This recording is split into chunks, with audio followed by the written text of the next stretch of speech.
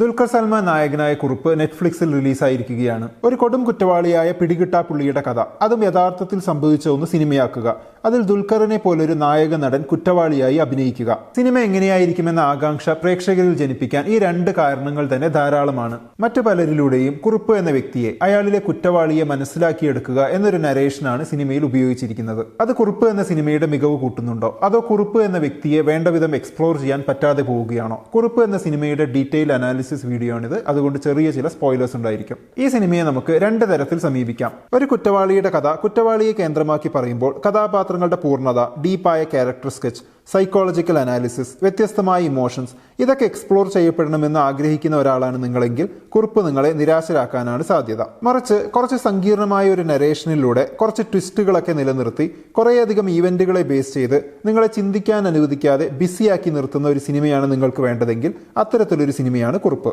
കുറുപ്പിന്റെ കഥ മലയാളികൾക്ക് പരിചിതമാണ്. അതുകൊണ്ട് തന്നെ യഥാർത്ഥ കഥ അതേപോലെ പറഞ്ഞു പോകുന്നതിലൂടെ സിനിമയ്ക്ക് പുതുമയൊന്നും നൽകാൻ കഴിയില്ല. സംവിധായകൻ ഉപയോഗിക്കുന്ന സിനിമാറ്റിക് ലിബർട്ടിക്ക് തന്നെയാണ് അവിടെ പ്രേക്ഷകരുടെ ക്യൂരിയോസിറ്റിയെ തൃപ്തിപ്പെടുത്താൻ സാധിക്കും. കുറുപ്പ് എന്ന സിനിമ കഥയ്ക്കും കുറുപ്പ് എന്ന കഥാപാത്രത്തിനും ഇമ്പോർട്ടൻസ് കൊടുത്ത് എഴുതപ്പെട്ടതാണ്. അതിനപ്പുറത്തേക്ക് സിനിമ ഡീപ്പായി പോകാത്തത് കൊണ്ട് തന്നെ നരേഷനും കഥയിലെ സിനിമാറ്റിക് ലിബർട്ടിയുമാണ് സിനിമ എൻഗേജിംഗ് ആക്കാനുള്ള മാർഗങ്ങൾ. സിനിമാറ്റിക് ലിബർട്ടി അവസാനം എത്തുമ്പോഴേക്കും കൈവിട്ടു പോകുന്നില്ലേ എന്ന് തോന്നുമെങ്കിലും നരേഷൻ സിനിമയെ എൻഗേജിംഗ് ആക്കി മാറ്റുന്നുണ്ട്. ദുൽഖർ എന്ന ഹീറോയെ ഫാൻസിന് ഇഷ്ടപ്പെടുന്ന രീതിയിൽ ഹീറോയാക്കി തന്നെ നിലനിർത്തണം. സുകുമാരക്കുറുപ്പിനെ ഗ്ലോറിഫൈ ചെയ്തു എന്ന് പറയിപ്പിക്കരുത്. ഇങ്ങനെയുള്ള സിനിമയ്ക്ക് അപ്പുറത്തുള്ള പലവിധ ചിന്തകൾ സംവിധായകനെ സ്വതന്ത്രമായി പ്രവർത്തിക്കുന്നതിൽ നിന്നും തടഞ്ഞോ എന്നും തോന്നായികയില്ല. കഥയിൽ മറ്റൊരു പ്രശ്നമായി തോന്നിയത് പോലീസ് പ്രൊസീജിയർ, കുറ്റം തെളിയിക്കപ്പെടുന്നത്, ഇതൊന്നും ഡീറ്റെയിൽഡ് ആയി ആളുകളുടെ ക്യൂരിയോസിറ്റിയെ ഉണർത്തുന്ന രീതിയിൽ കാണിക്കുന്നില്ല എന്നതാണ്. അത്തരം ഡീറ്റെയിലിംഗ് വേണ്ടെന്ന് വെച്ച് കുറിപ്പിന് പുറകെ പോകാനാണ് സിനിമ തീരുമാനിക്കുന്നത്. എന്നിരുന്നാലും സിനിമയുടെ തിരക്കഥ മാത്രം പരിഗണിക്കുമ്പോൾ നമുക്കറിയാവുന്ന ഒരു കഥയെ മാക്സിമം എൻഗേജിംഗ് ആക്കാൻ സിനിമ ശ്രമിക്കുന്നുണ്ട് എന്ന് തന്നെ പറയാം.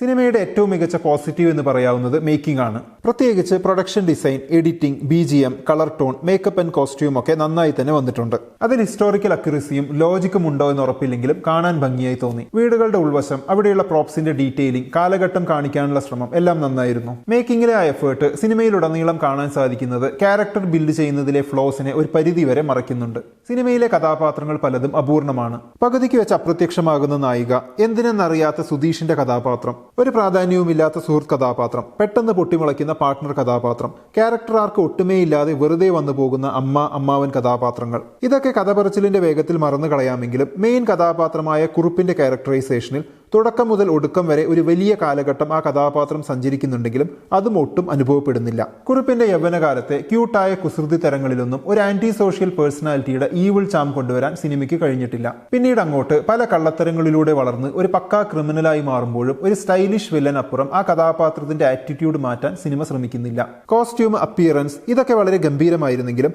കുറുപ്പ് എന്ന ക്യാരക്ടറിനെ പൂർണ്ണമായും എക്സ്പോസ് ചെയ്യാൻ സിനിമയ്ക്ക് കഴിയുന്നില്ല. അതല്ലെങ്കിൽ അങ്ങനെയൊരു ലക്ഷ്യം സിനിമയ്ക്കില്ല. ഷൈൻ ടോമിന്റെ ബാസി പിള്ള എന്ന കഥാപാത്രം വ്യക്തമായി എസ്റ്റാബ്ലിഷ് ചെയ്യാൻ കഴിഞ്ഞൊരു കഥാപാത്രമാണ്. മറ്റു കൂട്ടാളികളെ വ്യക്തമായി എസ്റ്റാബ്ലിഷ് ചെയ്യാൻ സിനിമ ശ്രമിക്കുന്നില്ല.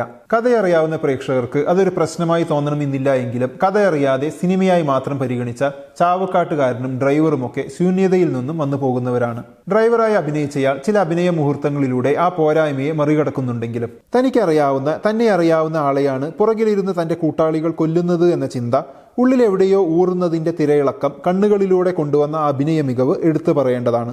ബാസി പിള്ളയായി ഷൈൻ ടോം ചാക്കോയും മികച്ച പ്രകടനം തന്നെയായിരുന്നു. കാലഘട്ടം, ഭാഷാപ്രയോഗം എന്നിവ ഒഴിച്ചു നിർത്തിയാൽ സിനിമയിലെ കുറിപ്പിനെ ദുൽഖർ മികച്ച രീതിയിൽ തന്നെ ചെയ്തിട്ടുണ്ട്. സിനിമയുടെ ലക്ഷ്യം ഒരു ബെസ്റ്റ് പെർഫോമൻസ് പുറത്തെടുപ്പിക്കുക, ഡീപ്പ് ക്യാരക്ടർ സ്റ്റഡി നടത്തുക എന്നതല്ല, മറിച്ച് സ്റ്റൈലിഷ് ആയൊരു വില്ലനെ പ്രസന്റ് ചെയ്യുക എന്നതായതുകൊണ്ട് ആ രീതിയിൽ തന്നെ ദുൽഖർ ചെയ്തിട്ടുണ്ട്. ശോഭിത തനിക്ക് കിട്ടിയ വേഷം മോശമാക്കാതെ തന്നെ ചെയ്തിട്ടുണ്ട്. എന്നാൽ ഡബ്ബിങ്ങും ഡയലോഗ്സും കൃത്രിമമായി തോന്നി. ടൊവിനോയും അനുപമ പരമേശ്വരനും വളരെ ചെറിയ റോളാണെങ്കിലും ഗംഭീരമായി ചെയ്തിട്ടുണ്ട്. ഇന്ദ്രജിത്തിന്റെ പോലീസ് റോൾ ഒരു കാലഘട്ടം മൊത്തം തങ്ങളെ കളിപ്പിച്ചുകൊണ്ടിരുന്ന ഒരു കുറ്റവാളിയെ പിടികൂടാനുള്ള കേരള പോലീസിന്റെ എഫേർട്ടിനെയും സ്ട്രെയിനിനെയും നിശ്ചയദാർഢ്യത്തെയും പകയെയും ഫ്രസ്ട്രേഷനെയും ഒക്കെ കാണിക്കുന്നുണ്ടോ എന്ന് ചോദിച്ചാൽ ഇല്ലെന്ന് പറയേണ്ടി വരും. കുറുപ്പ് എന്ന വ്യക്തിയെ കുറുപ്പ് എന്ന ക്രിമിനലിലേക്ക് എത്തിക്കുന്ന കോംപ്ലക്സ് ആയ വികാര വിചാരങ്ങളെ, അയാൾ നമ്മളിൽ നിന്നും എങ്ങനെ വ്യത്യസ്തനാകുന്നു എന്ന ക്യൂരിയോസിറ്റിയെ ഒന്നും സിനിമ ഓഫർ ചെയ്യുന്നില്ലെങ്കിലും ബോറടിക്കാതെ കണ്ടിരിക്കാവുന്ന ഒരു സിനിമയായാണ് അനുഭവപ്പെട്ടത്. മെമ്മറീസ് ഓഫ് മർഡറിലെ പിടിക്കപ്പെടാത്ത വില്ലൻ പ്രേക്ഷകർക്ക് നൽകുന്ന ഇന്റൻസ് ആയ ഇമോഷണൽ ഡിസ്റ്റർബൻസോ ബ്രില്യൻ്റ് ആയ ചില ക്രൈം സിനിമകളിലെ ത്രില്ലിംഗ് ആയ പോലീസ് ഇൻവെസ്റ്റിഗേഷനോ ഒക്കെ മറ്റൊരു രീതിയിൽ തരാൻ കേപ്പബിൾ ആയ ഒരു കഥയാണ് സുകുമാരക്കുറുപ്പിൻ്റേത്. എന്നാൽ കുറിപ്പിൽ മുന്നിട്ട് നിൽക്കുന്നത് പിടിക്കപ്പെടാത്ത കുറ്റവാളിയുടെ ഹീറോയിസമാണ്. ആ ഹീറോയിസത്തിന് താഴെയാണ് മറ്റെല്ലാ ഇമോഷൻസും മറ്റുള്ളവരുടെ ബുദ്ധിസാമർഥ്യവും. സിനിമയിൽ ശവം തെരഞ്ഞു പോകുന്ന സീനൊക്കെ അതിന്റെ ഭീകരത മാറ്റി നിർത്തി ഒരു ഡാർക്ക് കോമഡി ടോണിലാണ് കാണിച്ചിരിക്കുന്നത്. അതുകൂടാതെ നായകനെ ഡയറക്റ്റ് ആയുള്ള ക്രൂരകൃത്യങ്ങളിൽ നിന്നും മാറ്റി നിർത്താനുള്ള ഒരു ശ്രമവും ഓൺ സ്ക്രീനിലുണ്ട്. ഇതൊക്കെ കാണിക്കുന്നത് സിനിമയുടെ ഫോക്കസ് പ്രേക്ഷകരെ ഇമോഷണലി ഡിസ്റ്റർബ്ഡ് ആക്കാത്ത ഒരു ലൈറ്റ് എന്റർടൈനർ വിത്ത് ഹീറോയിക് വില്ലൻ എന്ന കോൺസെപ്റ്റിൽ ഒതുങ്ങുന്നതാണ് എന്നതാണ്.